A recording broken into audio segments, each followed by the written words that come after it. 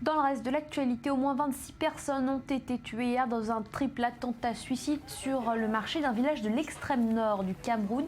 L'une des pires attaques frappant cette région, régulièrement attaquée par les islamistes nigérians de Boko Haram. On reste sur le continent africain, pas de répit dans la crise au Burundi provoquée par le nouveau mandat présidentiel de Pierre Nkurunziza. Une situation qui a provoqué la fuite de la population, principalement vers Kigali, au Rwanda. Reportage. Encore récemment, Mick comptait ouvrir un bar à Bujumbura, la capitale du Burundi. En avril dernier, quand le président Pierre Nkurunziza s'est présenté à un troisième mandat, Mick pensait que le mouvement de contestation s'apaiserait rapidement. Mais 9 mois plus tard, le pays est toujours plongé dans la violence. Aujourd'hui, sa vie a basculé. Mick est parti pour le Rwanda, où il tente de refaire sa vie. Chaque jour, ça devenait pire.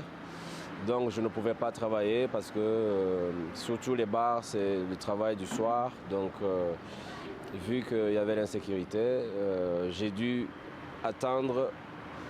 J'ai attendu longtemps, mais on n'a jamais pu ouvrir.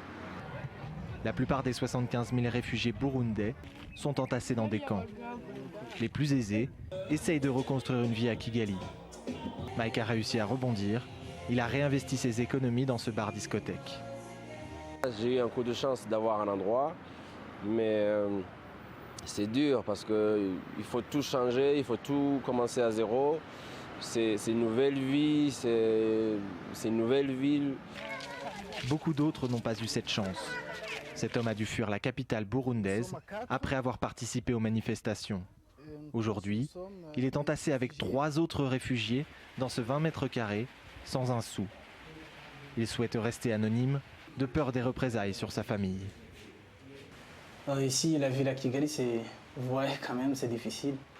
C'est très difficile de payer de loyer parce que, vous voyez, personne ne travaille ici, nous sommes à 4, et nos économies sont déjà finies. C'est difficile à manger, il y a des fois même on mange une seule fois par jour.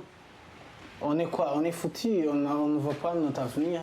Cet homme pourtant issu de la classe moyenne pourrait aujourd'hui se retrouver dans un camp de réfugiés.